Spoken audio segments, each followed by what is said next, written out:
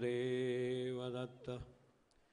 श्री सद्गुरु स्वामी महाराज की जय। सद्गुरुनाथ महाराज की जय। सजयति सिंधुरवदनो देवो यत्पादपङ्कज स्मरणं वासरमणिरिव तमसां राशीन्नाशयति विघ्नानां संसारसारदग्धानां चैतन्यामृतदायका पूर्णकामो वामनः स श्रीगुरुशरणं मम। आक्रान्तासु वसुन्धरासु यवनैः रासेतु हेमाचलं विद्रावः क्षितिमुद्गणे विकर्णे निद्रातिनारायणे निर्विघ्नप्रसरे बलान्निष्कण्टकं वैदिकं पन्थानं परिरक्षितुं समुदितः श्रीवासुदेवो मुनिः। यत्र यत्र रघुनाथकीर्तनं तत्र तत्र धृतमस्तकाञ्जलिः। बाष्पवारि परिपूर्णलोचनं मारुतीं नमत राक्षसान्तकं।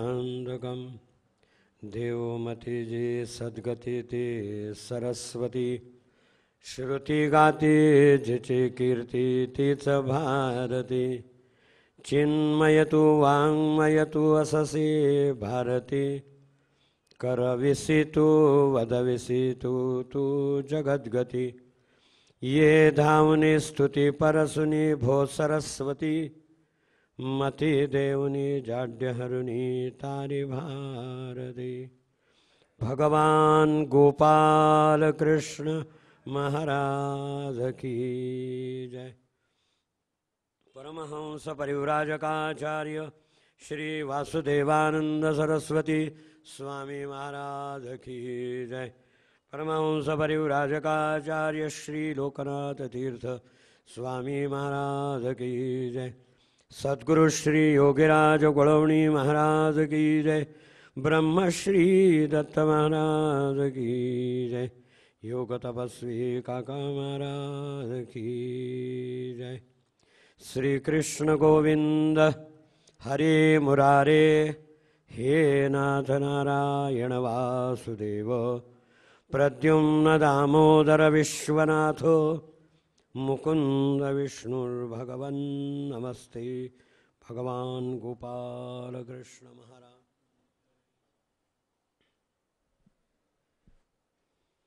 आज श्रीकृष्ण जन्मोत्सव आहे। भगवान गोपाल कृष्णांचा उपदेश असा आपला आज चिंतनाचा विषय आहे। श्रीमद भागवत हा एक परिपूर्ण ग्रंथराज म्हणून संबोधलेला आहे। श्रीमद भागवताची रचना भगवान वेदव्यासांनी केली, त्यांना ते स्फुरलेलं हे महापुराण आहे। समाधी भाषा व्यासस्य असं याकरता म्हटलं जातं। समाधी अवस्थेमध्ये लिहिलेलं हे सुंदर अशा प्रकारचं श्रीमद भागवत आहे। श्रीमद भागवताचे 12 स्कंध असून 335 अध्याय आहेत, 18,000 श्लोक आहेत आणि 5,76,000 ही अक्षर आहेत। असा हा परिपूर्ण ग्रंथ आहे। या ग्रंथाचा आरंभ जो आहे तो वेगवेगळ्या संवादामधून झालेला आहे। नैमिषारण्यामध्ये याचा प्रारंभ झाला असं सांगतात। सूत आणि शौनक यांचा पहिला संवाद, त्यानंतर या संवादामधून देवर्षी नारद आणि व्यास संवाद असे अनेक संवाद आरंभाला या ठिकाणी आलेले आहेत।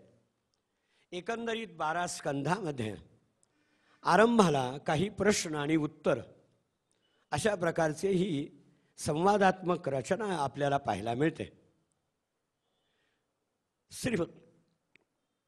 स्वतः सूत जे आहेत हे सूत शौनक ऋषींच्या सगळ्या प्रश्नांना उत्तर देतात, पहिले प्रश्न असे आहेत, श्रीमद भागवताची निर्मिती कशी झाली, हे श्रीमद भागवत का निर्माण झालं, भगवंतानी हा सुंदर अशा प्रकारचा अवतार जो आहे हा का धारण केला, अशा प्रकारचे हे प्रश्न आहेत. याला हळूहळू प्रश्न ही सूतांनी दिली आणि हळूहळू श्रीमद भागवताची ही इमारत सुंदर अशा प्रकारची आपल्याला ही बघायला मिळते. प्रथम पहिल्या 9 स्कंधापर्यंत वेगवेगळ्या संवादाबरोबरच वेगवेगळ्या राजांची वर्णन आहेत. सूर्यवंश, चंद्रवंश या राजे लोकांचं सुंदर वर्णन या ठिकाणी आलेलं आहे. भगवंताच्या या भक्तांचं वर्णनसुद्धा, या कथासुद्धा आरंभाला आपल्याला पाहायला मिळतात. त्यामध्ये ध्रुवकथा, प्रल्हाद कथा, किंबहुना स्वतः भगवंतांनी सांगितलेलं जे गुह्य ज्ञान जे आहे, या सृष्टीची रचना कशी झाली, भगवंतांनी ही का केली, चतुश्लोकी भागवत हा सगळा विचार तत्वज्ञानात्मक म्हणून या पहिल्या आरंभाच्या या 9 स्कंधामध्ये आलेला आहे. आणि दशमस्कंधाला आरंभ होतो. तो दशमस्कंधाला आरंभ जो आहे तो भगवंताच्या या जन्माख्यानानं होतो असं सांगतात. हा परमात्मा कसा या भूतलावरती अवतरला आणि कशा रीतीनं त्याने आपलं कार्य केलं हे या ठिकाणी सांगितलेलं आहे. आणि हे वर्णन करत असताना स्वतः शुकाचार्य जे आहेत, हे शुकाचार्य आरंभाला ज्यावेळेस प्रश्न असा पडला की पूर्वीचा जो भाग आहे त्याचा थोडासा आपण उहापोह या ठिकाणी करूया.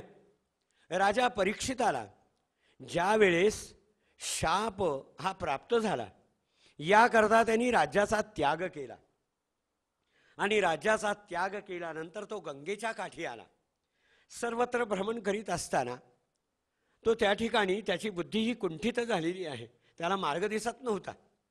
मार्ग दिसत नसताना त्या गंगेच्या काठावरून जात असताना एकदम त्याला सुंदर अशा प्रकारचा जणू काही दुसरा सूर्य, ज्ञानसूर्य हा त्या ठिकाणी आलेला आहे असं वाटलं. आणि ते दुसरे तिसरे कुणी नसून प्रत्यक्ष भगवान शुकाचार्य होते. शुकाचार्यांचं ते स्वरूप ज्यावेळेस राजा परीक्षितानं पाहिलं, त्याचं वर्णन हे व्यासानी फार सुंदर रीतीनं केलेलं आहे. स्वतः हा राजा हा दिंगमूढ झाला. निगूढ जत्रम पृथुवक्षसम, कुरळे काळेभोर केस, अत्यंत भव्य अशा प्रकारचा कपाल प्रदेश, गळा जो आहे तो कुठेही हाड नाही, भव्य असा प्रकारचं तो देह जो आहे तो अत्यंत सुंदर अशा प्रकारचा आहे. आणि त्याच्या मुखमंडलावरून ज्ञान जे आहे हे ज्ञान त्या ठिकाणी अशा रीतीनं प्रकाशित होतं. हे बघितल्याबरोबर राजा अतिशय आनंदित झाला. त्यापूर्वी राजाने अनेक जणांना प्रश्न केला की मृत्यू जवळ आलेल्या माणसानं काय करावं. त्यावेळेस सगळे ऋषी आणि मुनी त्याला सांगतात, बाबा रे, आता हा मृत्यू आलेला आहे जवळ, म्हणाले याकरता म्हणाले ईश्वराचं स्मरण करावं, ईश्वराला म्हणाले आळवावं, असं अनेक प्रकारे सांगतात.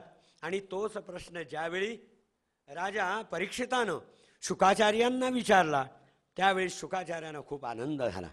आणि आज जे शुकतान जे आहे, जे आज आपल्याला बघायला मिळतं, त्या ठिकाणी त्यांनी एक आसन टाकलं आणि आसन टाकल्यानंतर दुसरं एक समोर आसन टाकलेलं आहे आणि त्याच्यावरती त्याला सांगितलं, म्हणाले राजा या आसनावरती बैस.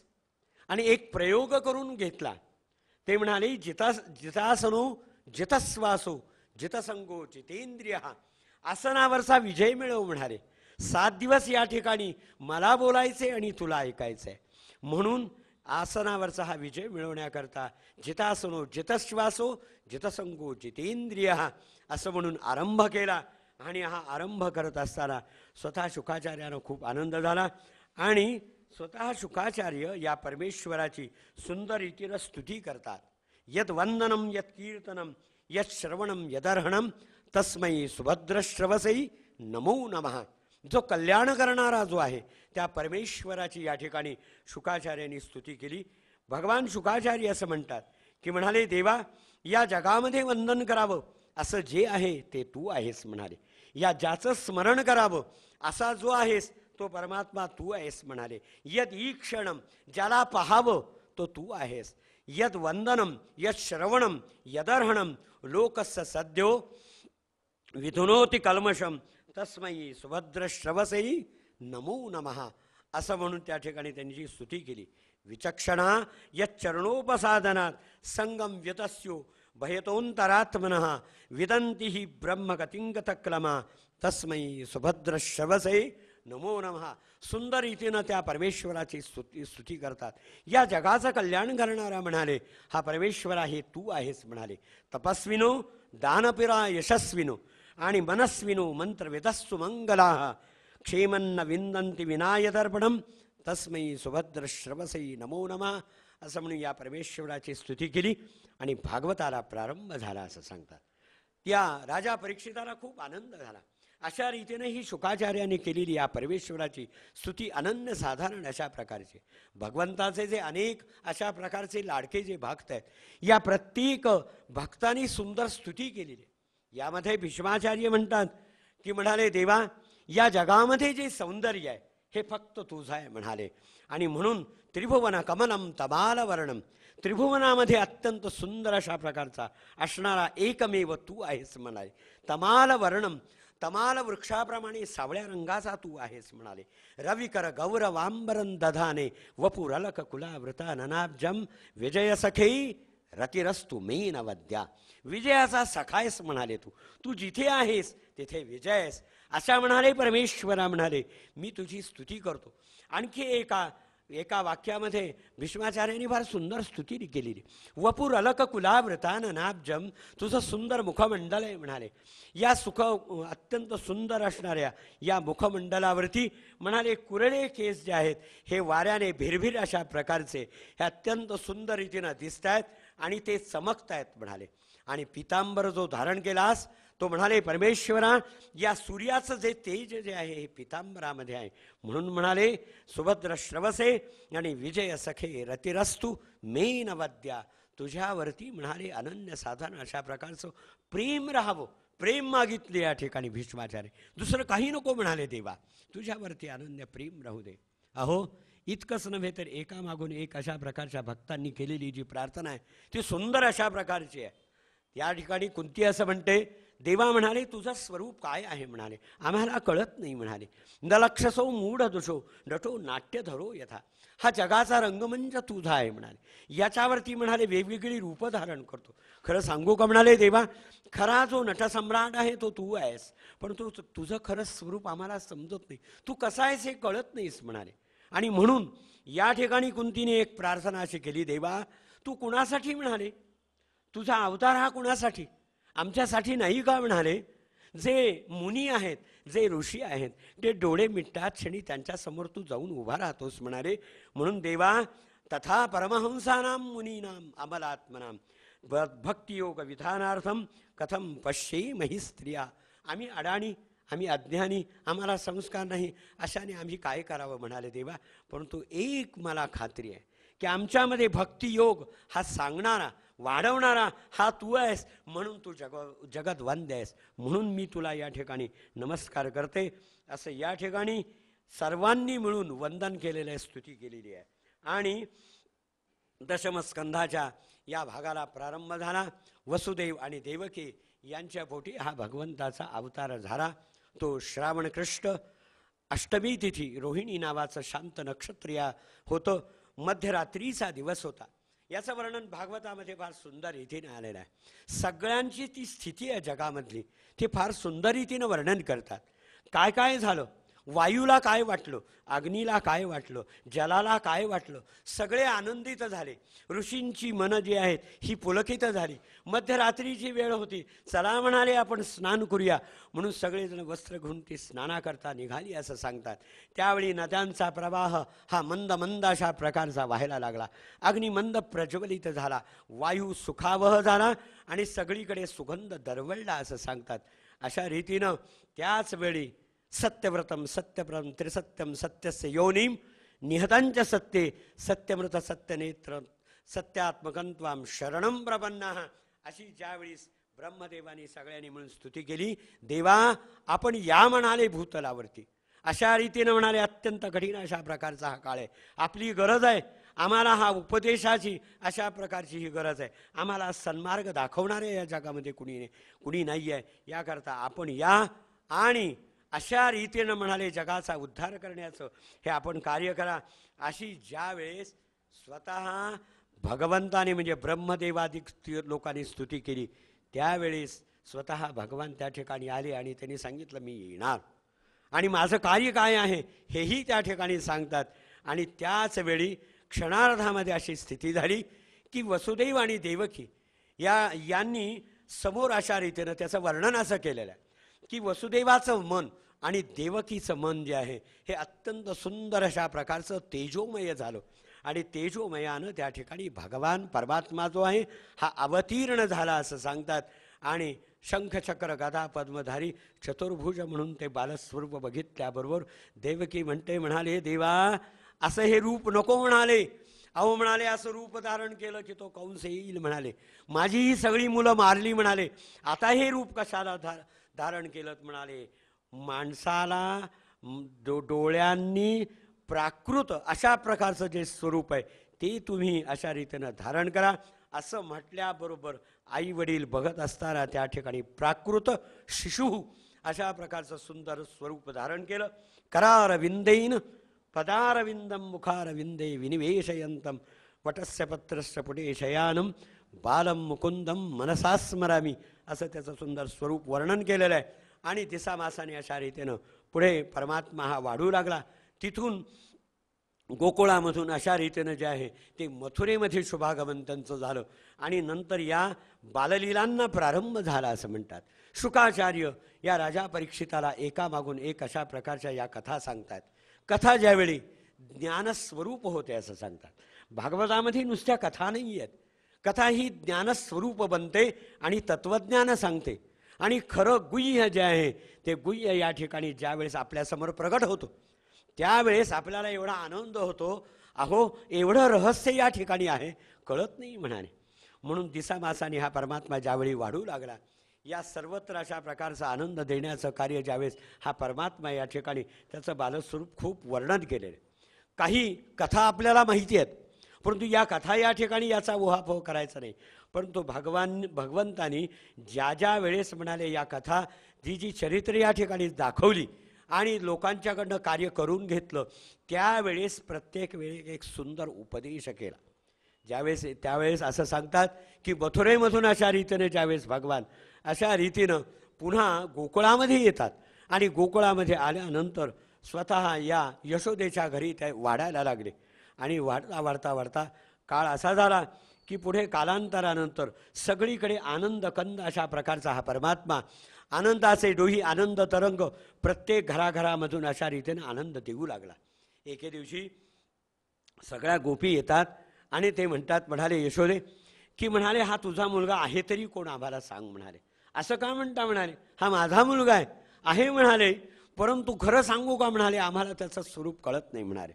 अरे म्हणाले त्याला काही वस्तू दिसून येत म्हणून आम्ही अंधाऱ्या खोलीमध्ये काही वस्तू ठेवल्या, परंतु म्हणाले हा हळूच दपकत पावलांनी येतो, मित्र परिवारासमवेत येतो, मरकटांच्या समवेत येतो आणि मंद पावलं टाकीत टाकीत आवाज न करता येतो, अंधाऱ्या खोलीमध्ये जातो आणि गेल्या बरोबर म्हणाले ध्वांतागारे धृतमणिगणम स्वांगमर्थ प्रदीप्तम त्याच्या शरीरामधून प्रकाश पडतो आणि प्रकाश पडल्याबरोबर हा प्रकाश रूप परमात्मा आणि सांगतो मित्रांना बघा बघा म्हणाले त्याचं शरीर हे एखादा दिव्यासारखं उपयोगाला येतो. इथे ही वस्तू ठेवली आहे, इथे ही वस्तू ठेवली आहे, इथे लोण्याचे गोळे आहेत, घ्या रे घ्या, यथेच्छ भोजन करा, यथेच्छ आस्वाद घ्या असं सांगतो म्हणाले. हा कोण आहे याचं अप्रूप अर्थात त्या मातेला वाटतं. अशा रीतीने हळूहळू या लीला करता करता करता दोन कथा आपण सर्वांना माहिती आहेत. त्यापैकी पहिली कथा जी आहे की भगवंतानी माती खाल्ली आणि उखळाला बांधलेला भगवान, या दोन कथा आहेत. पण या दोन कथामधून जे आहे हे भगवंतानी आपल्या आईला जे सांगितलेलं जे ज्ञान आहे ते फार सुंदर आहे. त्यावेळेस सगळेजण मुलं म्हणतात यशोदे यशोदे आई आई कृष्णानं माती खाल्ली असं म्हटल्याबरोबर माती खाल्ली म्हटलं की सगळं आयांना राग येतो. त्यावेळेस ती येते जवळ, उघड उघड म्हणाले तोंड, का खाल्लीस माती, एवढं सगळं असताना नाही खाल्ली.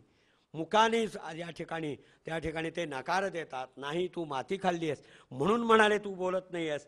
परंतु सरते शेवटी मनामध्ये म्हणतात की मी एवढा खरा आहे, मी सत्य आहे, नित्यशुद्ध बुद्धमुक्त सत्य समन्वित असणार हे परमात्मा आहे आणि मला तू खोटं ठरवतेस. ठीक आहे म्हणाले, तुला दाखवतो असं म्हणून त्या ठिकाणी आ केलं आणि आ केल्याबरोबर तत्रस्थास्तुच खंदिशा विश्वरूप दर्शन घडवतात. त्यावेळेस देहबुद्धी अशा प्रकारची देह आहे ती हरपली आणि हरपल्यानंतर तिला कळेना असं झालं की काय हा प्रकार आहे. परंतु एवढ्यामध्ये नंतर ती त्याच्यामध्ये निमग्न झाली. भगवंतानी ओळखल्याबरोबर तिला विस्मृतीमध्ये ढकललं असा सुंदर उल्लेख या ठिकाणी. नाहीतर रोजच घडलं असतं, बाळा आ कर, मला तुझ्या मुखामध्ये असणारं विश्वरूप बघायचं. विस्मृतीमध्ये ढकललं आणि काय झालं काय नाही हे कळलंच नाही असं सांगतात. आता या ठिकाणी नाहम बक्षितवान आंब, मी माती खाल्ली नाही म्हणून तू लोक म्हणतात म्हणून तू मला खोटा ठरवतेस. त्यानंतर दुसरी कथा या ठिकाणी आहे की उखळाला अशा रीतीने भगवंताला बांधलेला आहे. बांधल्यानंतर पुढे कालांतरानंतर स्वतः तो परमात्मा त्या उखळाला घेऊन पुढे जातो. अंगणामध्ये येतो. 2 ताडामाडासारखे 2 वृक्ष असतात, अर्जुन वृक्ष. आणि हे जे वृक्ष आहेत हे दुसरे तिसरे कुणी नसून ती कुबेराची पुत्र असतात. नलकुबर आणि मणिग्रीव यांचा उद्धार करण्याचं कार्य हे भगवंताला करायचं होतं. भगवान त्या ठिकाणी येतात. उखळ अडकतं. सबंध अशा प्रकारची ती झाडं उन्मळून खाली पडतात. खाली पडल्याबरोबर उखळही खाली गरंगळत जातं. त्यावेळेस सगळेजण धावतात, नंद यशोदाती इत्यादी मंडळी. अरे म्हणाले काय झालं काय झालं. त्यावेळी त्या ठिकाणी नलकुबर आणि मणिग्रीव ही जी कुबेराची पुत्र आहेत ही कुबेराची पुत्र समोर येतात, भगवंताची स्तुती करतात. इथपर्यंतचा सगळ्यांना हा भाग माहिती आहे. पण त्यावेळी असा प्रकार झाला की सगळेजण मुलं धावत येतात, मित्रपरिवार. आणि ते म्हणाले नंद यशोदा अहो म्हणाले यांनी झाडं पाडली. एवढ्यात भगवान हळूच त्या उखळाला स्वतःला बांधून घेतात. आणि मग मात्र त्या ठिकाणी आई अरे म्हणते नाही नाही म्हणाले, मी जसा बांधला तसाच हा उभा आहे म्हणाले, तुम्ही खोटं बोलता म्हणाले. आई ज्या वेळेस म्हणाले लोक खरं बोलतात त्यावेळेस म्हणाले तुला अशा रीतीनं तू खोटं ठरवलं. मी सत्य आहे, मी शुद्ध नित्य शुद्ध बुद्ध मुक्त सत्य समन्वित असणारं हे परमात्मा तत्व आहे. अर्थात म्हणाले ही माया आहे. लोक ज्यावेळेस असत्य म्हणतात त्यावेळेस तुला ते सत्य वाटतं, मी सत्य बोलतो त्यावेळेस तुला असत्य वाटतं. माया जवनिका, ही सगळी माया आहे म्हणाले. असं म्हणून या ठिकाणी भगवंतानी हाही सुंदर उपदेश केला. यानंतर पुढे दिसामासाने हा परमात्मा 4 वर्षाचा झाला. 4 वर्षाचा झाल्यानंतर 4.5 वर्षाचा झालेला असताना बलराम आणि अशा रीतीनं जे आहेत हे श्रीकृष्ण बाहेरून येतात. घरामध्ये आलेले आहेत. घरामध्ये गुढ्या तोरणं सगळी उभा केलेली आहेत. सगळीकडे अशा रीतीनं पूजेची ही सगळी तयारी आहे. आणि पूजेची सगळी ही तयारी झालेली असताना त्यावेळेस भगवंतानी विचारलं, लगबग झाली. आणि त्यावेळेस बाबांना विचारतात बाबा काय आहे आपल्याकडे, कोणता समारंभ आहे म्हणाले. त्यावेळेस ते म्हणाले अरे म्हणाले कृष्णा आणि बलरामा, अरे म्हणाले आपलं जीवन जे संपूर्णपणानं जे आहे ते गाई गुरांच्यावरती आहे म्हणाले. गाईंना दूध देणारा अशा रीतीनं जो वाढवणारा जो आहे तो इंद्र आहे. आपल्याला हा इंद्र याग करायचा आहे. त्यावेळेस कृष्णाने 2 प्रश्न विचारले. ते म्हणाले बाबा हा जो तुम्ही इंद्रयाग करताय तो रूढीप्रमाणे आहे का संस्कार आहे म्हणाले. असा प्रश्न केल्यानंतर नंदांना उत्तर देता आलं नाही. पण पुढे भगवंतांनी सांगायला सुरुवात केली कशाची तयारी. आणि मग मात्र म्हणतात की म्हणाले एक लक्षात घ्या म्हणाले बाबा की जर आपली कर्म चांगली असतील तर इंद्र आपला पाऊस हा थांबवणं अशक्य प्राय आहे म्हणाले. कर्मैव गुरु कर्मैव ईश्वर, हा सुंदर उपदेश आहे. हा उपदेश जो आहे तो आजच्या काळाला सुद्धा अत्यंत योग्य अशा प्रकारचा आहे आणि त्याप्रमाणे आपण तो आचरणात आणण्यासारखा आहे म्हणाले.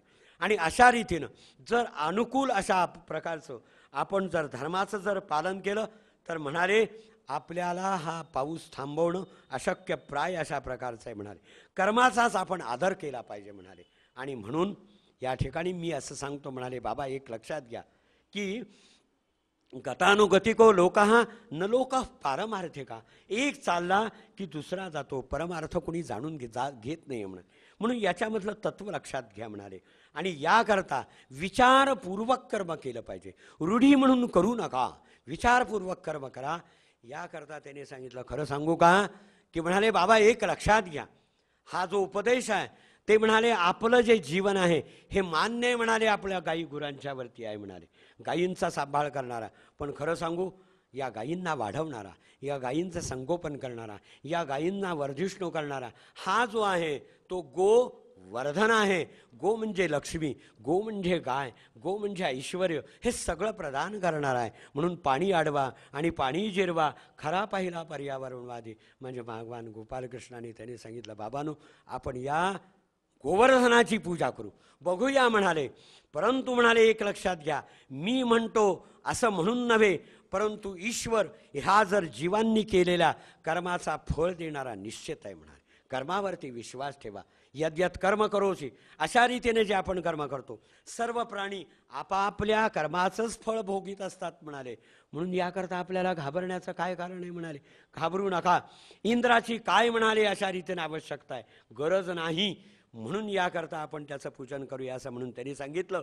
आणि त्याप्रमाणे पुन्हा एकदा विश्वास संपादन केला. बाबांनो, आईनो, एक लक्षात घ्या, सर्व त्या ठिकाणी गोप होते. मी म्हणतो असं म्हणून नाही, परंतु तुमचं या कर्मावरती विश्वास हवा. मी हे सांगितलंय म्हणून सुद्धा तुम्ही असं म्हणू नका.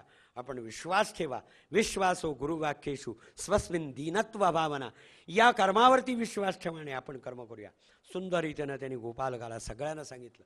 म्हणाले, बैलगाडीमधून सजवा, अनेक अशा प्रकारचं धान्य गोळा करा. आपण त्याच्याजवळ जाऊ आणि त्याच्याजवळ त्या गोवर्धनाच्या जवळ आले. अर्थात या ठिकाणी ईश्वराने एक ईश्वरी चातुर्य दाखवलं. बालभाव आहे सगळ्यांचा, त्यांचा विश्वास राहिला पाहिजे.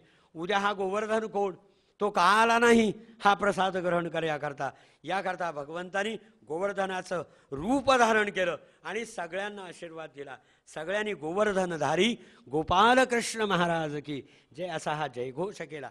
सगळ्यांचा काला हा एकत्र केला. एकत्र केल्यानंतर भगवंतांनी सगळ्यांना तो मानवतावादी दृष्टिकोनातून दिला. त्या ठिकाणी असणारे जे प्राणी आहेत या प्राण्यांना सुद्धा दिला आणि प्राण्यांना दिल्यानंतर आनंदोत्सव झाला. ही बातमी कळली इंद्राला. तो पुढचा भाग सगळ्यांना माहिती आहे. इंद्र रागवला, चिडला. आजपर्यंत माझं पूजन होत होतं, परंतु म्हणाले मला का या ठिकाणी उपचार दिला गेला नाही. संतप्त झाला. म्हणून याकरता प्रलय मेघ पाठवले, परंतु काही तसूभर सुद्धा एक काडीसुद्धा हल्ली नाही. एवढी ईश्वराची जबरदस्त अशा प्रकारचा ती संकल्प शक्ती होती, तो त्याग होता, ते ज्ञान होतं. आणि म्हणून अशा रीतीनं सरते शेवटी हा इंद्र जो आहे तो दमला असं सांगतात, घाबरला. आणि तो तिथे आला. आणि मग कोण असा हा की जोही माझ्यापेक्षा श्रेष्ठ आहे. याकरता ते स्वरूप बघितलं. तो गोवर्धन पर्वत उंच धारण केलेला होता, तो खाली ठेवला आणि इंद्रानं भगवंताची खूप मोठी स्तुती केली. आणि इथे इंद्राला उपदेश केला.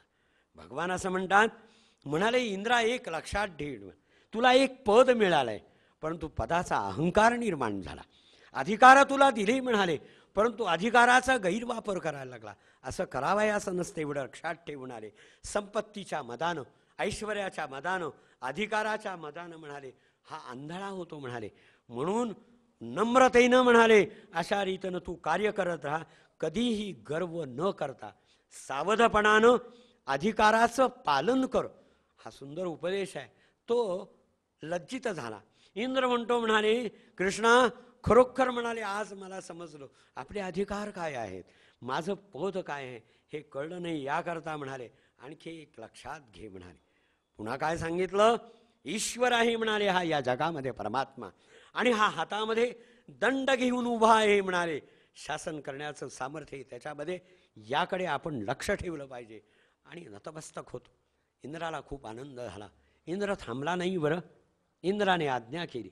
इंद्राजवळ सामर्थ्य होतं ते या ठिकाणी दाखवतात. इंद्राने कामधेनूला बोलावलं. कामधेनू ये म्हणाले. भगवान गोपालकृष्णांच्या वरती म्हणाले दुधाचा हा अभिषेक कर. दुधाचा अभिषेक करवला. त्यानंतर ऐरावताला बोलावलं. ऐरावता स्वर्गंगेचं पाणी आण. स्वर्गंगेचं पाणी आणलं आणि त्या जलाचा, स्वर्गंगेच्या जलाचा अभिषेक केला. आणि कल्पवृक्षाची फुलं आपल्या हाताने आणलेली आहेत आणि ती भगवंताच्या पायावरती आणि मस्तकावरती ठेवली आणि नतमस्तक झाला. आणि नतमस्तक होऊन त्या इंद्रानं स्वतः भगवंताची खूप स्तुती केली. तो म्हणतो म्हणाले देवा मला खरा मार्ग समजला. आणि तिथून तो इंद्र निघून जातो. सगळेजण खूप आनंदित होतात आणि ते म्हणतात खऱ्या अर्थानं म्हणाले जुलमी अशा प्रकारच्या राजवटीपासून देवा म्हणाले तू आमची सुटका केली. नंद यशोदांना खूप आनंद झाला. हा उपदेश भगवंताचा जो आहे तो अत्यंत मौल्यवान अशा प्रकारचा आहे. अशा रीतीने हेही या ठिकाणी भगवंताने आजच्या अनुकूल अशा प्रकारे हाही कालाला अनुकूल असा हा उपदेश केलेला आहे. पुढे भगवान 5 वर्षाचे झाले. 5 वर्षाचा झाल्यानंतर या गोकुळामध्ये एक नियम असायचा. काय आहे की 5 वर्षापर्यंत फक्त वासरं द्यायची, पुन्हा गायी द्यायच्या नाहीत. त्याप्रमाणे ही वासरं घेऊन जायची, त्या वृंदावनामध्ये जावं, त्या ठिकाणी गायी गुरांना अशा रीतीने फिरवावं, हे सगळं सांगतात. होता होता होता अनेक दिवस अशा प्रकारचे हे निघून गेले असं सांगतात. यानंतर भगवंतांचं एक कार्य असायचं, वृंदावनामध्ये गेल्यानंतर अशा रीतीनं एका झाडाखाली उभा राहावं, कमरेची अशा प्रकारची ती बासरी काढावी, वेणुगीत या ठिकाणी आहे, सुंदर बासरी वाजवावी. त्या योगानं सगळेजण दिंगमूढ होऊन जायचे. याचं वर्णन फार सुंदर रीतीनं केलेलं आहे. ते असं सांगतात की ज्यावेळेस हा भगवान परमात्मा बासरी वाजवायचा त्यावेळी म्हणाले अशा रीतीनं गायींचे कान टवकारले जायचे. त्यानंतर या वासरं जी आहेत, या वासरांचं दूध जे आहे हा घोट अडकायचा आणि ते खाली पडावयाचं. इतकंच नव्हे तर हे पाणी मंद अशा प्रकारचं अशा रीतीने प्रवाहित व्हायचं, त्याच्यावरती तरंग उठायचे. ते प्रत्यक्ष त्या ठिकाणी नद्यांना अंगावरती आलेले ते रोमांच आहेत. इतकंच नव्हे तर त्या यमुनेच्या किनाऱ्यावरती वेळूचं बन होतं आणि त्या वेळूच्या बनामधून सुंदर अशा प्रकारचे दवबिंदू बाहेर यायचे. का तर त्या ठिकाणी हे सगळे वेळू असे म्हणायचे, आमच्या वंशामधला कोण भाग्यवान की जो याच्या मुखामध्ये, या परमात्म्याच्या मुखामध्ये जाऊन बसलेला आहे, याचा आम्हाला अभिमान आहे. म्हणून ते घर्मबिंदू नव्हते तर ते आनंदाश्रू होते. खरोखर आम्ही भाग्यवान आहोत. आमचा हा वंश म्हणजे वेणू असा जो आहे तो अत्यंत परमपवित्र अशा प्रकारचा आहे असं म्हणून या ठिकाणी तेही सांगतात. कालांतरानंतर पुढे भगवान 5 वर्षाचे झाले, 6 वर्षाचे झाले. पुढे या गोपींचा जो उपदेश केलेला आहे तो फार सुंदर रीतीने आहे. शुकाचार्य म्हणाले राजा की म्हणाले या गोपींची एक इच्छा होती. देवा म्हणाले आमच्याबरोबर आपण रासक्रीडा करा. तत्पूर्वीचा एक कथाभाग जो आलेला आहे त्यावेळेस वस्त्रहरणाचा आहे. वस्त्रहरणाच्या बाबतीमध्ये असणारं जे आहे हे कथाकीर्तनकार जे आहे त्याचं तात्विक उदात्त दृष्टिकोन हा जो आहे तो थोडासा बाजूला ठेवतात. परंतु या ठिकाणी जे भागवतामध्ये असलेलं जे अत्यंत रम्य अशा प्रकारचं जे वर्णन आहे ते त्या ठिकाणी भगवंतांनी सांगितलं की म्हणाले एक लक्षात घ्या, म्हणाले तुम्ही स्नान केलं, म्हणाले स्नानामध्ये चूक झाली, म्हणाले ही जलदेवता आहे, ही यमुना आई आहे, म्हणाले अहो तिचं स्नान करताना कसं करावं, म्हणाले ते पवित्र आहे, ते जल आहे, हे तत्व आहे, तिचा अपमान झाला, म्हणाले एवढं लक्षात ठेवा. असा अपमान तुम्ही पुन्हा करू नका. ही तात्विक भूमिका ही त्यांना समजावून सांगितली आणि समर्पण भावनेनं नमस्कार करा आणि ही सगळी वस्त्र घ्या, म्हणाले असा तात्विक भूमिका या ठिकाणी ते भगवान सांगतात. आणि मग मात्र खऱ्या अर्थानं आपली ही चूक समजली. ते म्हणतात देवा आम्हाला असं कुणी सांगितलं नाही, म्हणे हा तुझा उपदेश आम्हाला अत्यंत मोलाचा आहे अशा प्रकारचं सांगितलं.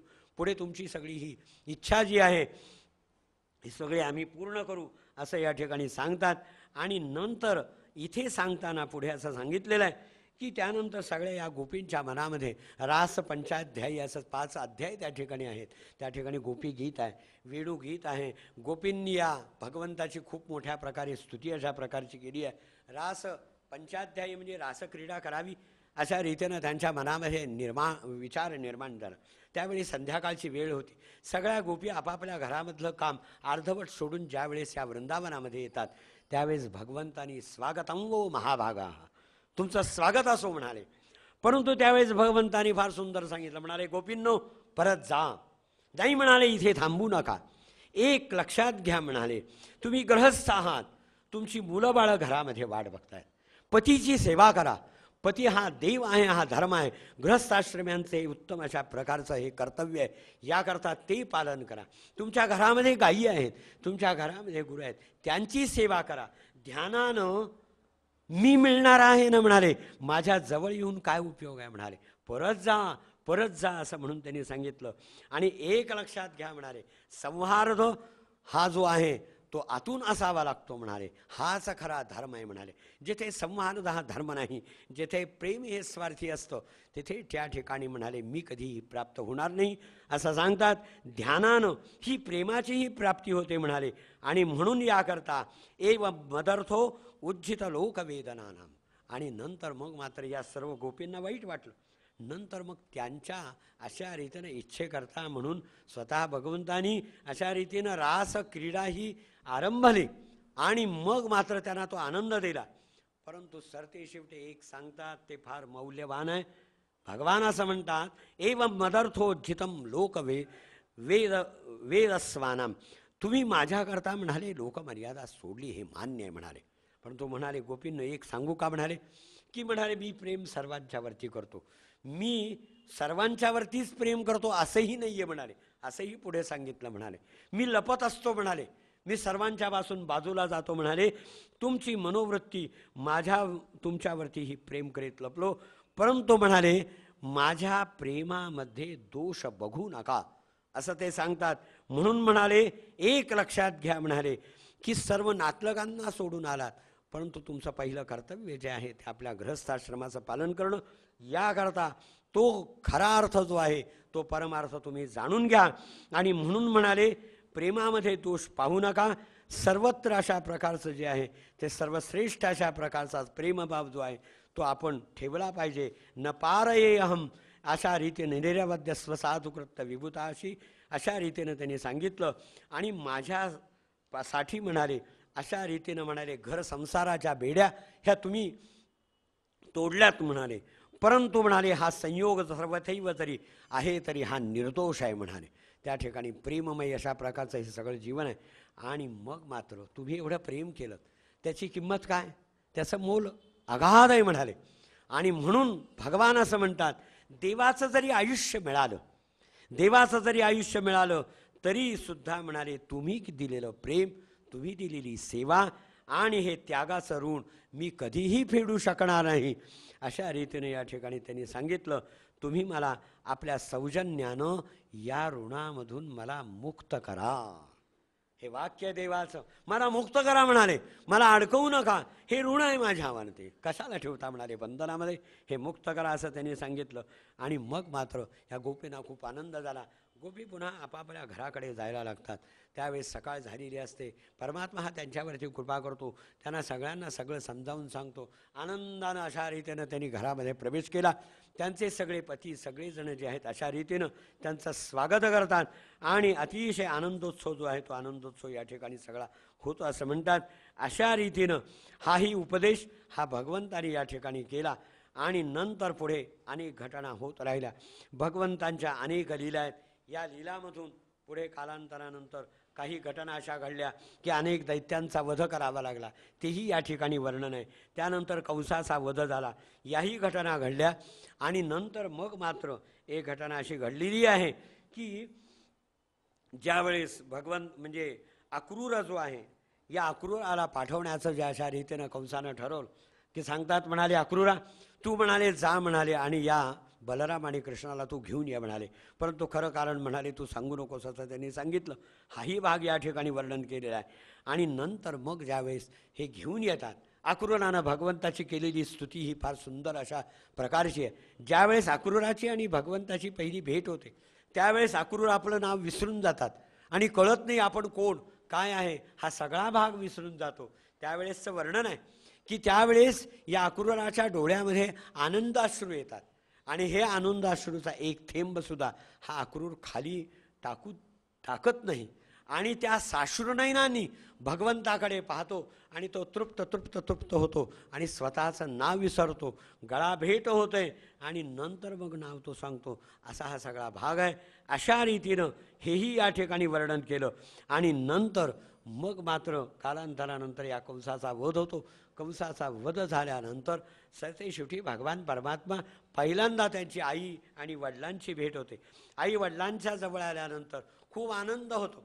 बेड्यांनी बांधलेले अशा प्रकारचे आपले आई आणि वडील आहेत, त्यांची ही सगळी सुटका स्वतः भगवान परमात्मा करतात. आणि पहिलं कार्य करतात की आपले दोन्ही हात जे आहेत ते वसुदेव आणि देवकीच्या पायावरती ठेवतात आणि आपलं मस्तक ठेवतात.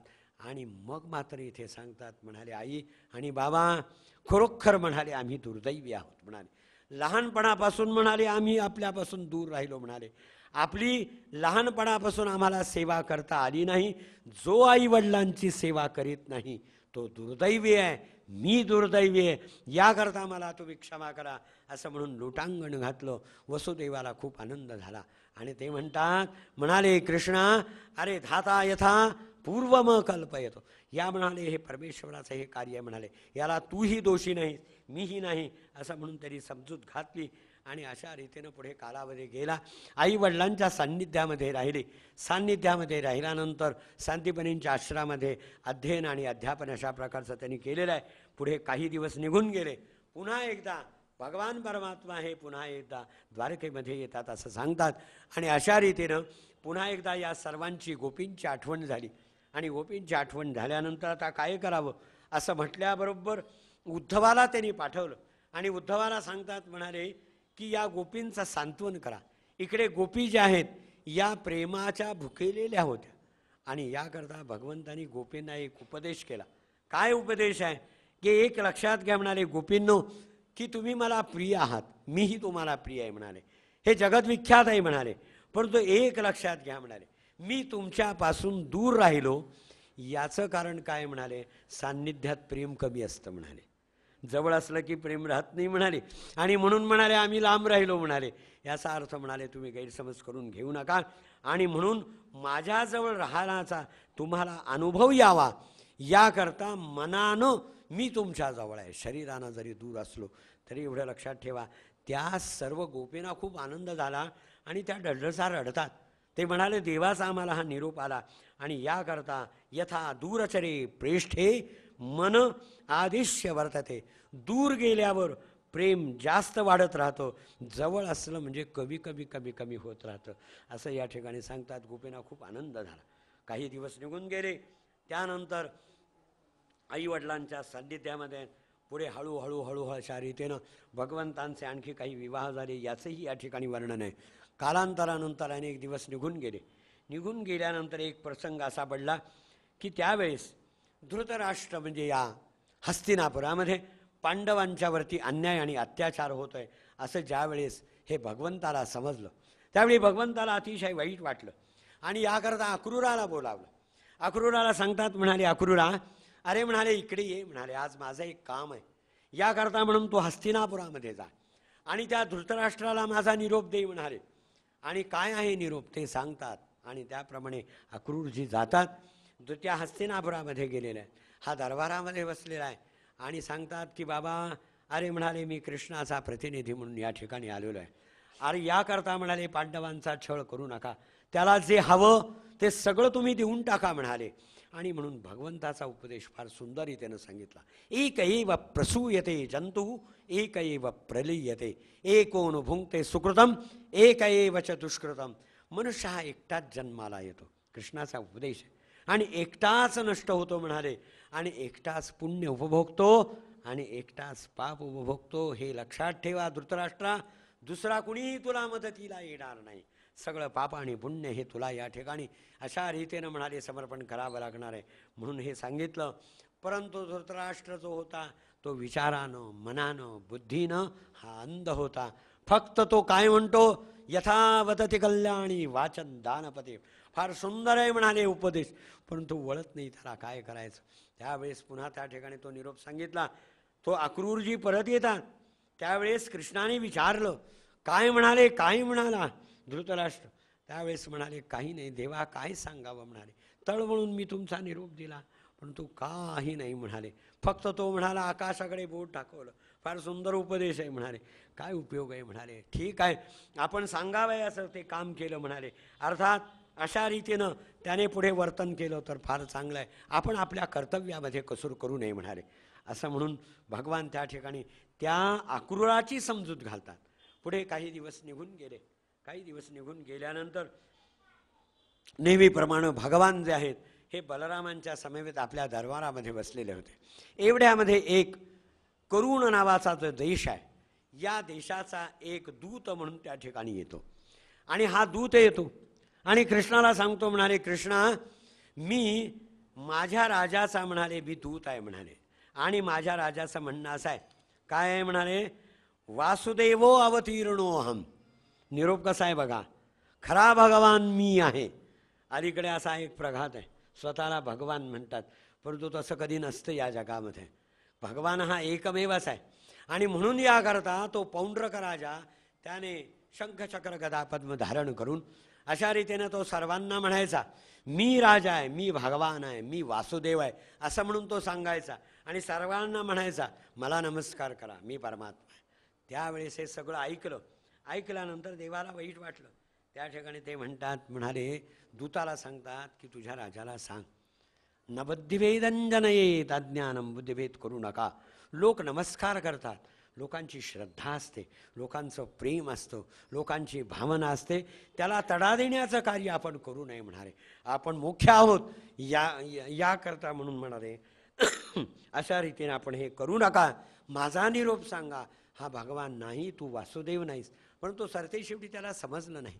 परंतु तो चिडतो आणि चिडल्यानंतर तो म्हणाले माझ्यासमोर ये आणि मला काय सांगावायचं आहे. शेवटी बलराम जातात. बलराम म्हणाले कृष्णा आपल्याला जायला पाहिजे म्हणाले. आणि जातात आणि खरोखर तो शंखचक्र गदा पद्म धारण करून तो सगळीकडे हिंडत असतो, कृत्रिम अशा प्रकार. आणि तो लोकांना म्हणायचा बघा बळजबरीनं कोणी नमस्कार करायला सांगावं का, परंतु तो करायचा. असा अन्याय आणि अत्याचार करत होता. सरते शेवटी भगवंतानं आपलं शस्त्र काढावं लागलं. त्याचे कृत्रिम जे हात होते ते फेकून दिले. लोकांना खरंच स्वरूप दाखवलं, बघा काय आहे हे. आणि लोक म्हणतात अवाक झाले. अरे म्हणाले आजपर्यंत याला आम्ही भगवान म्हणत होतो, याला वासुदेव म्हणत होतो, हे खरं नाही आहे. आणि म्हणून खरं स्वरूप दाखवलं आणि खऱ्या अर्थानं जे आहे तो लोकांना उपदेश केला. आणि अशा रीतीनं जे आहे हे खरं कार्य भगवंतांनी या जगामध्ये आपल्या या चरित्रामधून दाखवून दिलं असं सांगतात. अशा रीतीने भगवंतांनी वेळोवेळी आपल्या या कथामधून सगळ्या जगाला आणि त्या ठिकाणी असलेल्या त्या मुख्य माणसाला अशा रीतीनं हा उपदेश केला आणि खरं कार्य आपलं अशा रीतीनं हे सगळं घडवलेलं आहे असं सांगतात. त्यानंतर पुढे आणखी काही वर्णन आहे. शुकाचार्य या राजा परीक्षिताला एक अशा प्रकारच्या या कथा सांगतायत आणि काही दिवस निघून गेले असं सांगतात. त्यानंतर इकडे द्वारकेमधील विविध प्रासाद, या प्रासादांचं हे वर्णन सगळं आहे. त्यानंतर विविध ठिकाणी भगवंताचं सगळं कार्य चाललेलं आहे उत्तम रीतीने. हा मोठा सगळा संसार आहे. अष्टनायिकांचे विवाह झाले, त्यानंतर अनेक विवाह झाले, याचं सगळं वर्णन या ठिकाणी आलेलं आहे.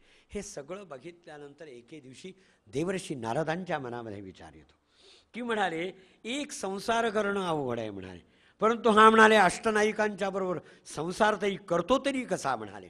काय आहे म्हणाले हे देवाचं कार्य. याकरता द्वारकेमध्ये देवर्षी नारद प्रवेश करतात. देवर्षी नारद प्रवेश केल्यानंतर एके ठिकाणी तो रुक्मिणीचा महाल आहे. त्या ठिकाणी त्यांच्याबरोबर सुखसंवाद चालू आहे. रुक्मिणी त्या ठिकाणी चवरीनं वारा घालते, सुखसंवाद चालू आहे, गप्पा गोष्टी चालल्या आहेत, हास्य विनोद आहे. आता म्हणाले देवानं त्या लोडाला टेकून अशा रीतीनं तो डोळे मिटून बसला होता, म्हणून देवर्षी नारदाला त्यांनी पाहिलं नाही. एवढ्यामध्ये देवर्षी नारद दुसऱ्या महालामध्ये जातात. तिथे त्या ठिकाणी भगवंताचं वेगळं कार्य चाललंय. त्या ठिकाणी स्त्रियांच्या बरोबर. तिसऱ्या ठिकाणी जातात, उद्धवाबरोबर असलेली चर्चा आहे.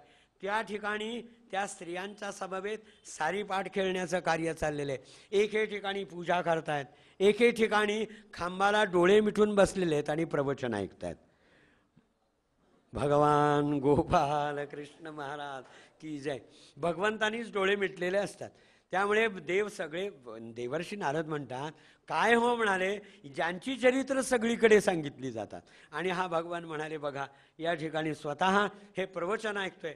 एके ठिकाणी बाहेर येऊन त्या ठिकाणी देवाचं पाणी टाकण्याकरता हा परमात्मा आलेला आहे. एके ठिकाणी तर एक प्रसंग असा देवर्षी नारदांना दिसला की भगवंताचा हा प्रपंच मोठा, अष्टनायिका, तेवढीच मुलं, तेवढेच नातू, सगळी अंगा खांद्यावरती खेळतायत. कुणी खांद्यावरती बसले, डोक्यावरती बसलंय. अशा रीतीने हे सगळं चाललेलं आहे. देवर्षी नारदांना खूप वाईट वाटलं. अरे अरे अरे देवसुद्धा याच्यामधून सुटला नाही बरं. म्हणून पुरुषांनीही सुद्धा मुलाबाळांना सांभाळण्याची परंपरा, भगवंतांचं अनुसरण करण्याचं कार्य बरोबर आज चालू सगळं ठेवलेलं आहे. भगवान गोपाल कृष्ण.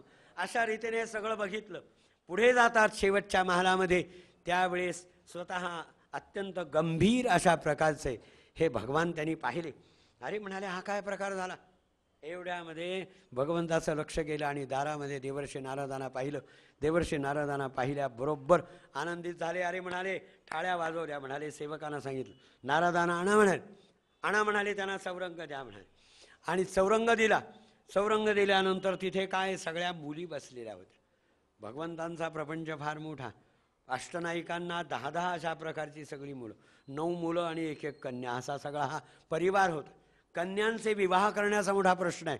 सगळ्या पत्रिका बघत होते, गुणमेलन तपासत होते. आणि मग मात्र नारदांना पाहिल्यानंतर खूप आनंद झाला. आणि म्हणतात म्हणाले नारदा वेळेवर आलात म्हणाले. सगळ्या पत्रिका गोळा केल्या, उपर्ण पुढं करा म्हणाले. तुमचा सर्वत्र संचार असतो, वेगवेगळ्या ठिकाणी वधूवर मंडळं कुठं आहेत हे सगळं तुम्हाला माहिती आहे म्हणाले. आम्हाला योग्य वर म्हणाले आमच्या या कन्यांना द्या.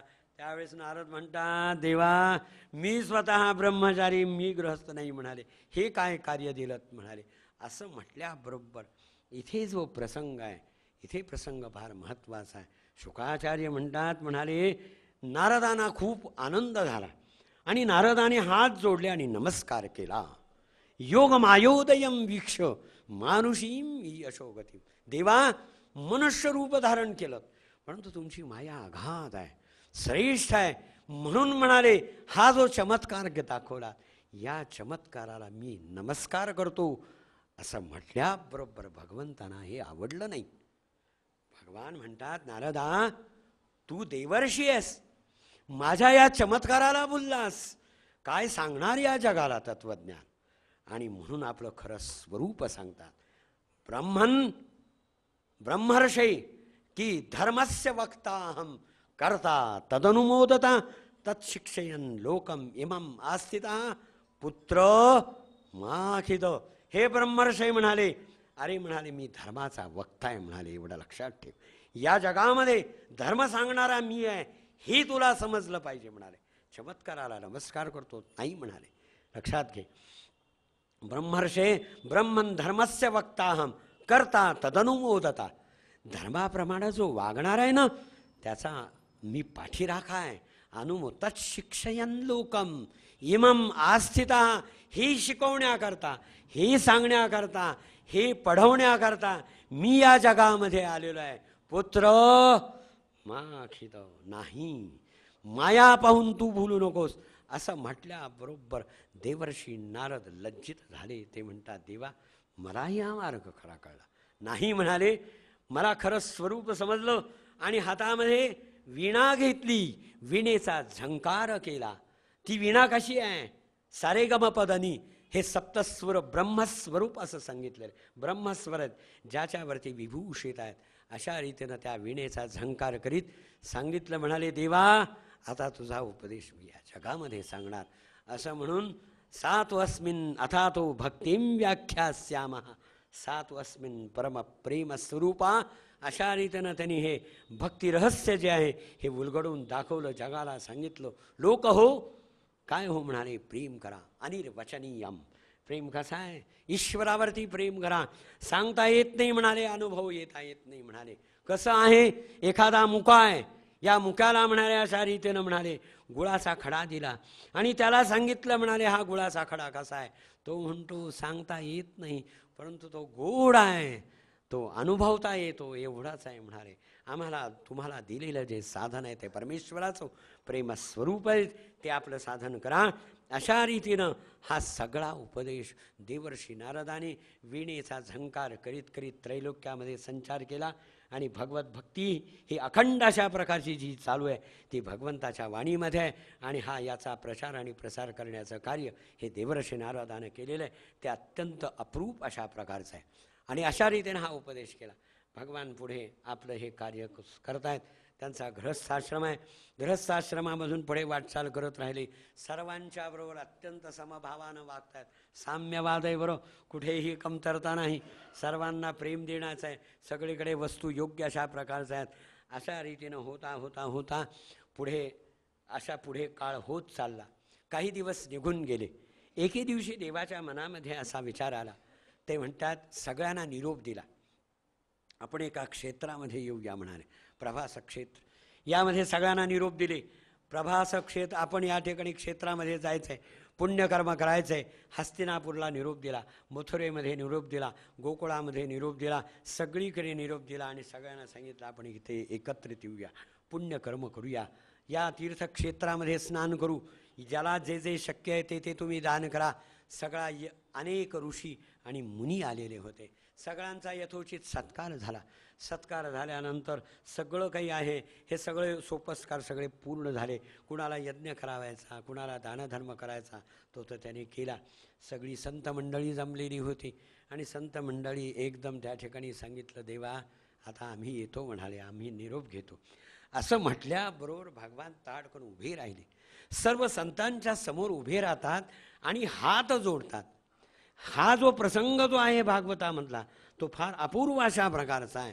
हात जोडले देवानं, अहो वयम जन्मभृतो लब्धम कारसेन तत्फलम देवाना बापी दुष्प्रापम यत योगेश्वर दर्शनम. भगवंताची वाणी काय आहे? मी आजपर्यंत अनेक अवतार धारण केले, देव म्हणतायत. तो वराह आहे, तो वामन आहे, असे अनेक अवतार धारण केले. परंतु खरं सांगू, हे ऋषी हो, मुनी हो, संत हो, हा कृष्ण अवतार धारण केला आणि या जन्माचं माझं सार्थक झालं, आपल्यासारख्या संतांचं दर्शन झालं. हे कुठल्याही जन्मामध्ये मला मिळाले नाही. यत दुष्प्रापम यत योगेश्वर दर्शनम देवानामपि दुष्प्रापम. देवांना दुर्लभ अशा प्रकारचं दर्शन मला झालेलं आहे.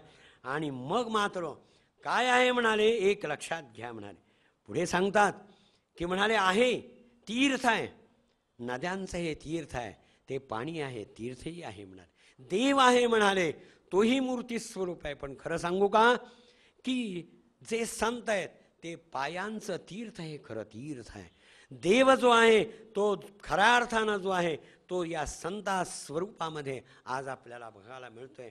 म्हणून संत महिमा हा जो आजही टिकून राहिला, माऊली माऊली माऊली, ती केवळ या देवाच्या या वाणीमध्ये आहे. म्हणून तो आज अगाध अशा प्रकारचं सर्वत्र हा डिंडिम जो होतोय तो मूळ त्याचा जो स्रोत आहे तो भगवंताच्या या वाणीमध्ये आहे. आणि देवानं म्हणून म्हणतात की अनेक जन्मामध्ये मला पुण्य मिळालं नाही, बरं मला दर्शनात एव साधवा. पुढे वर्णन करून सांगतात, परमात्मा असतो म्हणाले, तो जन्म घेतो, त्याप्रमाणे आविर्भव हे सगळं कार्य करतो, भक्ताला तो सगळं देतो. परंतु म्हणाले दर्शनात एव साधवा, साधू आणि सज्जन जे आहेत ते परिवर्तन करण्याचं कार्य करतात, देव कधी करत नाही म्हणाले. म्हणून साधू श्रेष्ठ, संत श्रेष्ठ अशा रीतीनं म्हणाले हाही भाग वर्णन केला. आणि सर्व संतांना खूप आनंद झाला. आणि मग मात्र त्या ठिकाणी वडील आहेत, वसुदेव आहेत. वसुदेवाने धर्म विचारल्यानंतर देवर्षी नारदांना विचारल्यानंतर देवर्षी नारद म्हणतात, वसुदेवा अरे म्हणाले कृष्णाला तू मुलगा समजतोस ही फार मोठी चूक आहे म्हणाले. साक्षात परब्रह्म हे जे आहे हे तुझ्या ठिकाणी घरामध्ये जन्माला आलं म्हणाले. पूर्णम ब्रह्म सनातनम असं ज्याला वर्णन करतात असा हा परमात्मा म्हणाले तुझ्या घरामध्ये जन्माला आला. असा हा योगेश्वर हा सर्वश्रेष्ठ अशा प्रकारचा आहे, तो पूर्ण पुरुष आहे म्हणाले. परमात्म बुद्धीना रहा. इथे एक वाक्य देवर्षी नारदांचा फार सुंदर आहे. असतो म्हणाले आपल्याजवळ परमात्मा, परंतु परमात्म्याची बुद्धी नसते. मुलगा समजू नकोस नाते सखेती मत्वा प्रसभम यदुक्तम हे कृष्ण हे यादव. हे सगळे इथे चूक झाली. अरे तुरे आपण म्हणालो म्हणाले, परंतु परमात्मा बुद्धीनं राहिलो नाही असं सांगतात. आणि सर्वांना आनंद झाला, संत पूजन झालं, फार मोठा सोहळा झाला, देवानं तो केला. सगळे संत त्या ठिकाणी भगवंताला आशीर्वाद देऊन निघतात. आणि नंतर पुढे अशा रीतीनं सगळं त्यांचं कार्य पुढे सुरू झालं. अनेक अशा प्रकारचे काही प्रसंग घडले. आणि नंतर मग मात्र पुढे अशा रीतीनं आपल्या या अवतार कार्याची ही समाप्ती सगळी भगवंतानी केली. परंतु त्या ठिकाणी आपला आवडता असणारा जो शिष्य आहे त्या उद्धवाला त्यांनी देवानी बोलावलं. म्हणाले उद्धवा अनेक यादव आहेत म्हणाले, परंतु या यादवामध्ये भक्तामध्ये तू श्रेष्ठ आहेस, जवळ बैस माझ्या. मद वयुनम ज्ञानम लोकं ग्राहयन यह तिष्ठतु. माझं ज्ञान जे आहे हे मला तुलाच द्यायचं आहे म्हणाले. या जगामध्ये अधिकारी दुसरा कोणी नाही बरं. आणि म्हणून मंगलमय धर्म सांगतात. हा धर्म मंगलमय आहे म्हणाले, श्रद्धापूर्वक आचरण कर म्हणाले. आणि संसार हा सहज जिंकण्याचं जे सामर्थ्य आहे त्यामध्ये समर्पण भावना ही अत्यंत सर्वश्रेष्ठ आहेच म्हणाले. आणखी एक सुंदर वाक्य या ठिकाणी, आपलेच लोक आपल्याला हसत असतात म्हणाले. एवढ्या लक्षात ठेव उद्धवा, याकरता तिकडे लक्ष देऊ नको म्हणाले. लोक काय म्हणतात इकडे लक्ष देऊ नको. लोक लज्जाम विसृज्य, देहदृष्टी पाहू नको. आणि प्रणमीत बहुमानयम, पंढरीच्या लोका नाही अभिमान करीती नमन एकमेका. जो स्त्री आहे जो पुरुष आहे त्या सगळ्यांना नमस्कार करतचं हे सर्व समर्पण हे मला अत्यंत आनंददायी अशा प्रकारचं आहे. मन आणि वाणी आणि शरीर या वृत्तींनी माझीच भावना करावी. आणि म्हणून म्हणाले तुला सांगू खरं जे अमृत स्वरूप जे अशा प्रकारचं जे आहे हे देणारा मी आहे एवढं लक्षात ठेव म्हणाले. त्याची प्राप्ती देणारा अमृतत्वाय मां भज. याच्याकरता म्हणाले तू हा मानवी धर्म आहे आणि म्हणून त्याला विवेक निर्माण होतो. समर्पण जिथे आहे तिथे विवेक आहे, तिथे आत्मज्ञान आहे म्हणाले. आणि म्हणून सर्व कर्म समर्पणम ही बुद्धी ज्या ठिकाणी आहे म्हणाले शरण येतो. आणखी काय सांगू म्हणाले तुला उद्धवा. अरे म्हणाले असा जो भक्त माझ्याजवळ येतो त्यावेळेस माझी अशी स्थिती होते की मी त्याला काय देऊ आणि काय देऊ नये म्हणाले. सगळं देऊन टाकावं आणि म्हणून याकरता मी तुला सर्व देतो असं म्हणून स्वतः ताडकन उभे राहतात आणि त्या उद्धवाला जवळ करतात. उद्धवाला जवळ केल्याबरोबर आलिंगन दिलं. आलिंगन दिल्याबरोबर तो उद्धव जो आहे तो परमात्मा स्वरूप झाला. झटक्यात त्याला सोडून दिलं. त्याला कळेना असं झालं. उद्धव म्हणतो म्हणाले देवा हे काय केलं म्हणाले. तुम्ही मला म्हणाला अशा रीतीनं तुमच्यासारखं करून टाकलं. धन्य धन्य धन्य.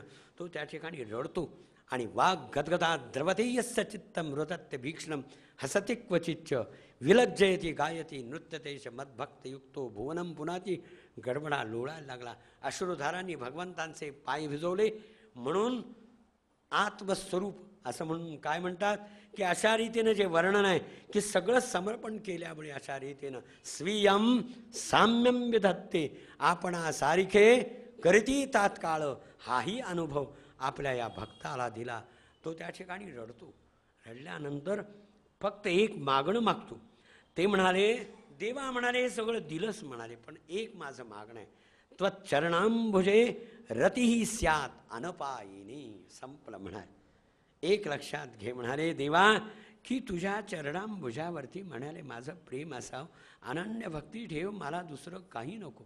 तुझे चरण जे आहेत हे चरणांभुज आहेत याचा तुझा विसर न व्हावा हे चिदान देगा देवा. एवढंच या ठिकाणी त्यांनी मागितलं आहे. अशा रीतीनं वेळोवेळी भगवंतानी सुंदर उपदेश करीत करीत करीत या दशमस्कंधामध्ये अतिशय असा एक आदर्श जो आजच्या काळाला सुद्धा अत्यंत उपयुक्त अशा प्रकारचा आहे हे सगळं सांगितलं खरं. आणि असा हा भागवतामध्ये असणारा हा ज्ञानदीप आहे. भागवत हा भागवत नाही आहे, हा ज्ञानदीप असं म्हणतात. हा ज्ञानदीप भगवंतानी ब्रह्मदेवाला दिला. ब्रह्मदेवाला हा ज्ञान घ्या म्हणाले. एक दीपसई दुसरा जलावे ऐसे अगणित होय. हा ज्ञानदीप देतो म्हणाले ब्रह्मदेवा. पण तो देत असताना भगवंताने आपलं आत्मस्वरूप त्या दिव्यामध्ये दीपामध्ये ठेवलं. सांगितलं ब्रह्मदेवा याचं जतन करा. ब्रह्मदेवांना खूप आनंद झाला. ब्रह्मदेवानी तो ज्ञानदीप जो आहे तो देवर्षी नारदांच्या जवळ दिला. त्यांनीही आपलं स्वरूप त्याच्यामध्ये समर्पित केलं. नारदा याचा प्रचार आणि प्रसार करण्याचं कार्य केलं करा. त्यानंतर नारदांनी हा व्यासांच्या जवळ दिला. व्यासांच्या जवळ दिला. व्यासांनी हा शुकाचार्यांच्या जवळ दिला. अशा रीतीने हा भागवत हा परिपूर्ण सुंदर अशा प्रकारचा हा ग्रंथ आहे. हा ज्ञानदीप आहे. आणि म्हणून याकरता भागवताचं ज्यावेळेस आपण श्रवण आणि मनन करत असतो त्यावेळेस अशा रीतीने हे करत असताना प्रत्यक्ष भगवान या ठिकाणी आपल्याबरोबर बोलतात. वेगवेगळ्या प्रकाराचं रहस्य जे आहे हे रहस्य उलगडून दाखवतात. आणि कथा ही कथा नसते, ती ज्ञानस्वरूप बनते. आणि ज्ञानस्वरूप बघता बघता तत्त्वज्ञान सांगते. तत्त्वज्ञानामधून रहस्योद्घाटन होतं. ते रहस्योद्घाटन कसं होतं की तिथे तुम्ही आम्ही राहत नाही, तिथे एकच एकम एव अद्वितीयम अशी स्थिती होते. ब्रह्मस्वरूप होतो आनंददायी अशा प्रकारचा. आनंदगंध परमात्मा आहे. आनंदमानंदकर प्रसन्नम ज्ञानस्वरूपम निजबोधरूपम योगींद्र मीड्यम भवरूक वैद्यम अशा प्रकारचं हे स्वरूप प्राप्त करून देणारा असं या भागवतामध्ये सुंदर वर्णन आले. अनेक ठिकाणी अशा प्रकारचं हे वर्णन आहे. आणि सरते शेवटी उद्धवानी हे सगळं ऐकलं. भगवंतांच्याकडनं हे ज्ञान घेतलेलं आहे. आणि घेतल्यानंतर मग मात्र उद्धवजी म्हणाले देवा हे सगळं खरं झालं म्हणाले. तुम्ही मला ज्ञान दिलं, हे काय करू. जा म्हणाले तुझ्या योगानं हा सगळा प्रचार प्रसार हे ज्ञान टिकलं पाहिजे म्हणाले. भगवंताचं हे म्हणणं आहे. ही ज्ञानभूमी आहे. ज्ञानभूमी शुभेच्छा स्यात प्रथमा असं म्हणतात. भारतभूमी ही ज्ञानभूमी मांडलेली आहे. इथे यायचं आहे व्यापाराकरता नाही, इथे यायचं आहे ज्ञान ग्रहण करण्याकरता. इथे ऋषी आहेत, इथे मुनी आहेत. ही भारतीय विद्यापीठ आहेत, ही तत्त्वज्ञानाची विद्यापीठ आहेत. म्हणून याकरता जीवनमुक्तीन विवेक नावाचा हा जो ग्रंथ आहे तो सद्गुरू योगीराज गोळणे महाराजांच्या नित्य वाचनामध्ये असायचा. ज्ञानभूमी शुभेच्छा स्यात प्रथमा. या जगामधली पहिली ज्ञानभूमी कोण आहे तर ती ही आहे, भारतभूमी आहे. इथे या, इथे ज्ञान ग्रहण करा. अहो ज्ञानसंपन्न झालो तर या जगामध्ये काहीही कमी पडत नाही, हे या ठिकाणी सांगायचं आहे. म्हणून भगवंताने ज्ञान हे उद्धवाच्या रूपानं सगळ्या जगामध्ये ठेवलं आणि अशा रीतीनं ते आज तुम्हाला आम्हाला हे वाचायला पाहायला सगळं मिळतंय असं सांगतात. आणि नंतर मग मात्र उद्धवजींना आनंद झाला हा खरा, परंतु सरते शेवटी घोटमाळले आणि घोटमाळल्यानंतर म्हणतात देवा मी तुझ्यापासून दूर नाही जाणार, नाही जाणार. जा म्हणाले आता तू इथे थांबू नको. नाही.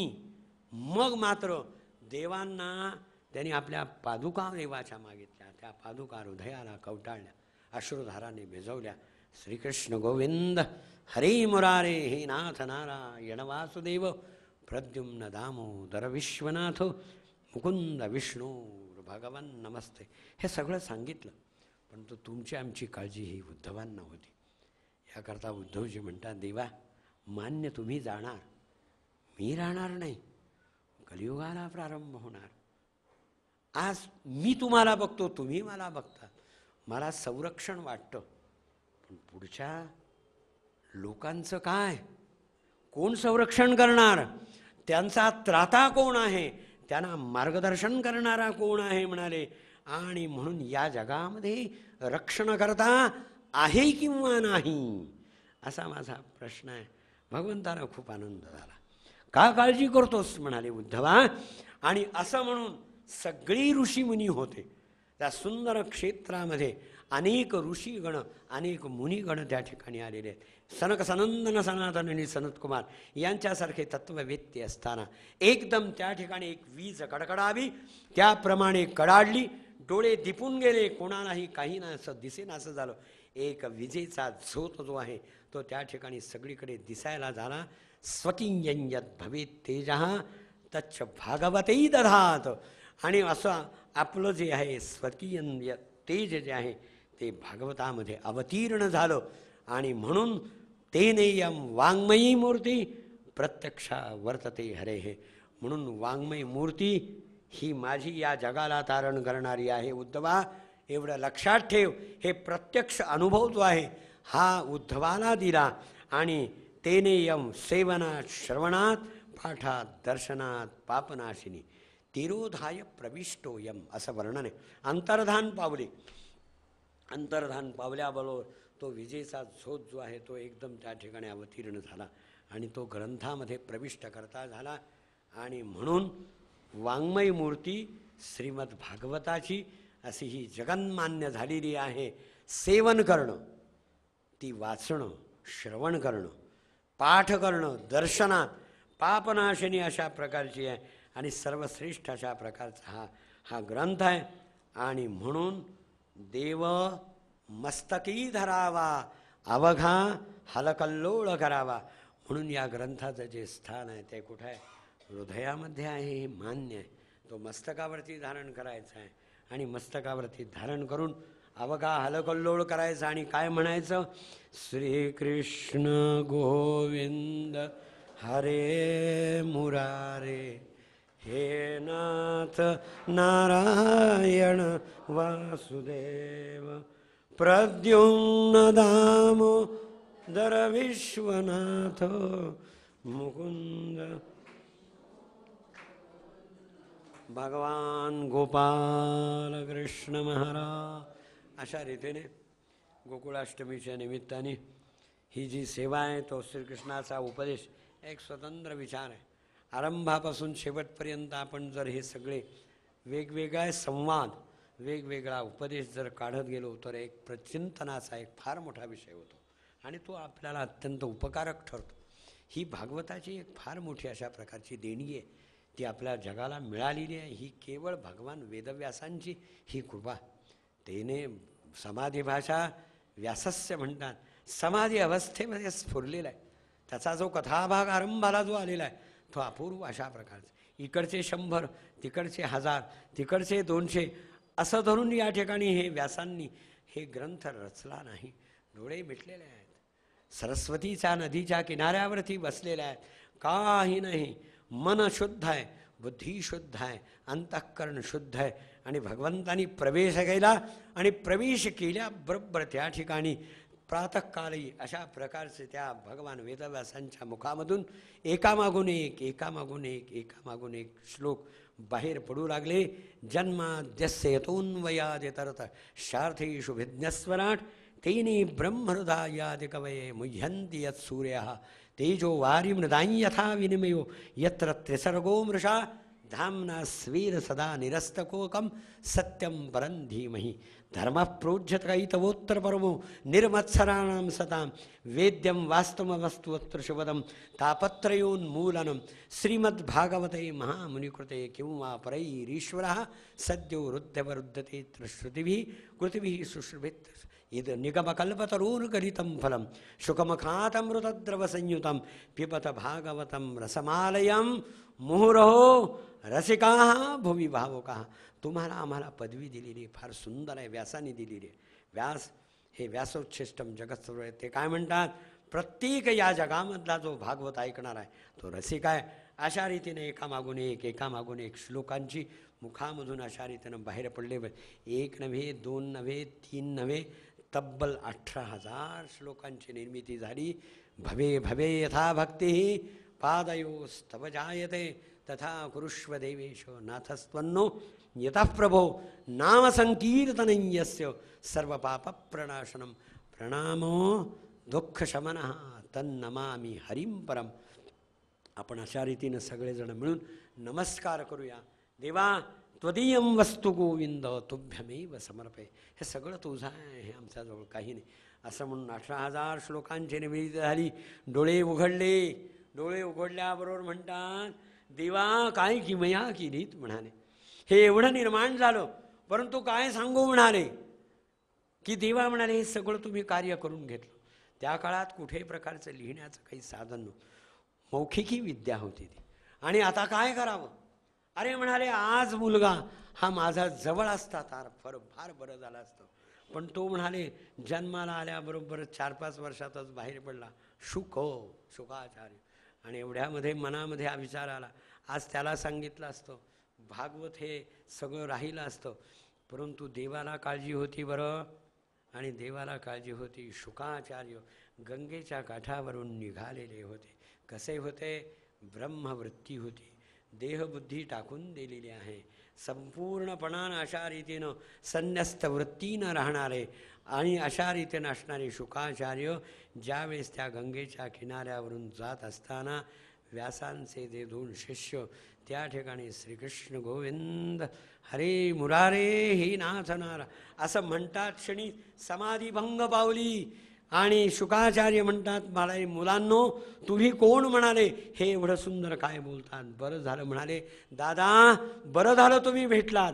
घट्ट हात धरला, बाबा तुमची वाट बघतायत, चला चला असं म्हणून आणलं आणि समोर बसवलं. घळ घळ घळ घळ घळ घळ अश्रू व्यासांच्या डोळ्यामधून आले. शुका फार बरं झालंच म्हणाले. असं म्हणून संपूर्णपणानं जे भागवत आहे ते फार सुंदर आहे.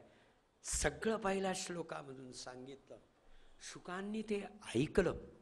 पहिला श्लोक झाला, ऐकला, पाठ झाला. दुसरा पाठ झाला. 18,000 श्लोक सांगितले, पाठ झाले. पाठ झाल्याबरोबर असं काही विचारलं नाही, कुठे लिहून घेतलं नाही. आणि एवढ्यामध्ये कमंडलू हातामध्ये घेतला आणि बाबा निघतो म्हणाले, आता तुमचं हे कार्य करतो. असं म्हणून पुन्हा गंगेच्या काठावर गेले. आणि शुकाचार्यांच्यामुळे आज आपल्याला भागवत ऐकायला मिळतंय. श्रीकृष्ण गोविंद हरे मुरारे हे नाथ नार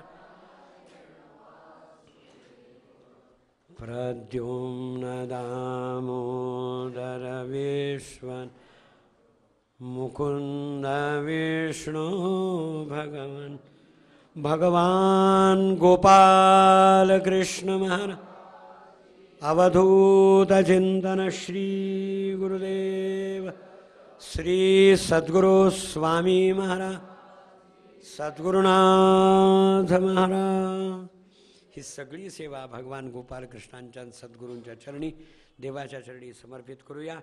हरे राम राम राम हरे हरे, हरे कृष्ण कृष्ण कृष्ण हरे हरे, हरे राम राम राम हरे हरे, कृष्ण भगवान गोपाल